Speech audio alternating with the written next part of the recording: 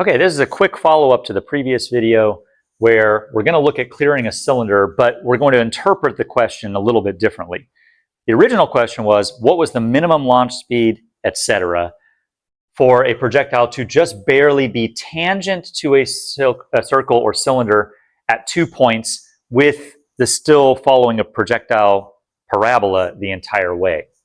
But what if we really did mean what is literally the minimum possible speed to clear this? Meaning, what if my projectile barely touches the circle, then slides frictionlessly? Let's assume that this is a smooth cylinder and it's anchored at this point of tangency at the bottom, slides to the top, and then slides back down the other side before falling off and completing its projectile motion. So that will take less energy. It will take less speed than being tangent to it and reaching some maximum point before coming back and being tangent to it again. So by changing this, we have to invoke a little bit more physics, which is good because I like physics. So first of all, if I want to find this launch speed, V0, subject to the condition that it slides and just barely makes it to the top, I'm imagining that the kinetic energy at the very top is 0.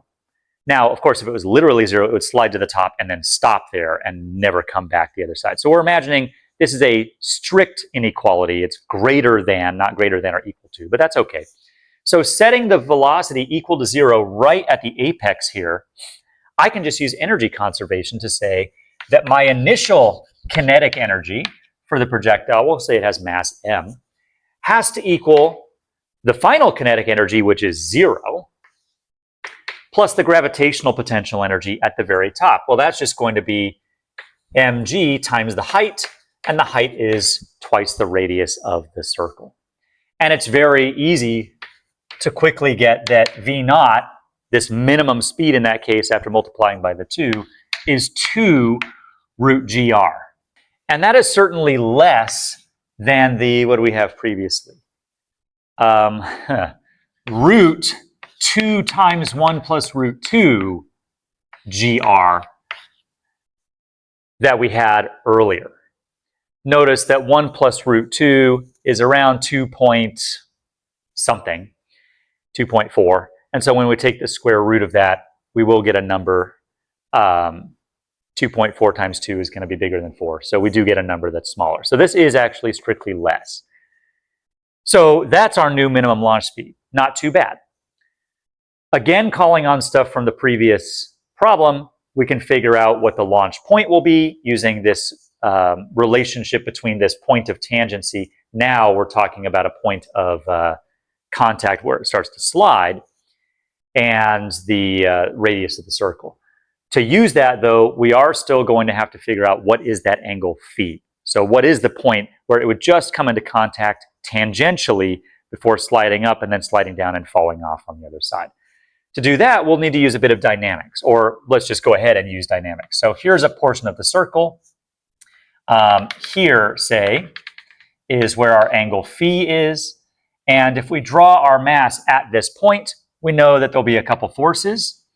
Let's maybe use some other colors here. So there will be a normal force, which will just barely go to 0 when this object leaves the surface of the circle.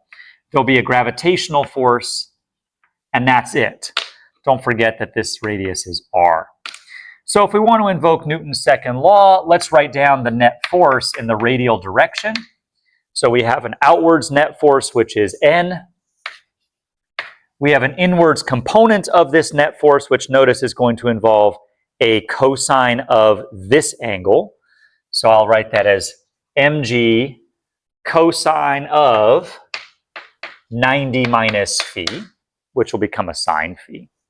It is still accelerating because we're turning in a circle, and it's accelerating inwards, so we'll use a minus mv squared over r, because on this arc it is centripetally accelerating inwards.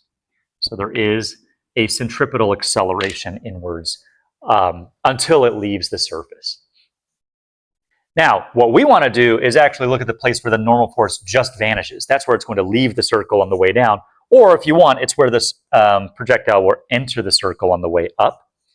So setting that n equals 0 at the point of losing the contact, we end up with the minus signs canceling, the m's canceling. I'll have g cosine of 90 minus phi is sine phi, our usual favorite cofunction identity. And then we'll have a v squared over r. Now we don't have v squared yet, so let's also use energy conservation to relate our initial launch speed to our speed here at the point where it's leaving. That's the v that we need there.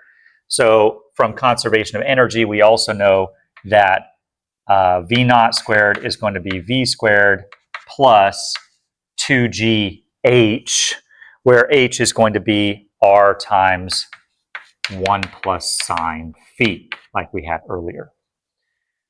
Okay, so plugging things in here, noticing that we can multiply by the r, and why not go ahead and use this v naught for our minimum value that we found earlier.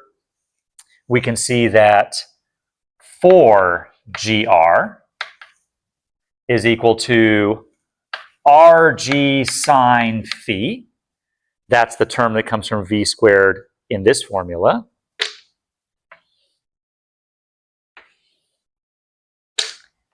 Plus 2gr plus 2gr sine phi. And now we can cancel some stuff. For example, this cancels down to a 2. These combine and give me a 3. And we end up with the RGs canceling, of course. And we end up with sine phi is 2/3. This 2 here divided by that 3 there. Or if you want, phi is approximately, what is that? 41.8 degrees. So we may need that as well. Notice that this is a little bit less than the 45 degrees that we found in the previous case where we were tangent to both sides.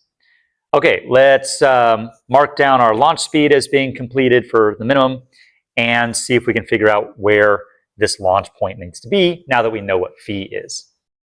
Okay, so to wrap this up, we found that the angle at which this enters into our sliding version is arc sine of 2/3. I want to now find the launch point. Now we'll go back and recall something from the previous video we derived on how the range d on the table is related to that point of contact phi. And that's still true. That never made any assumptions beyond some basic energy conservation. So we'll go ahead and plug it in. Sine phi is already known. It's 2/3. So subbing this all together, 1 plus 2/3 is going to be 5/3, multiplied by a 2, and you get 10/3 r, which is, again, a little bit different than what we had in the previous case. While we're at it, so in other words, 5/3 r to one side or the other. While we're at it, we can go ahead and calculate the launch angle theta. Now, I'll go ahead and briefly rederive some stuff from last time.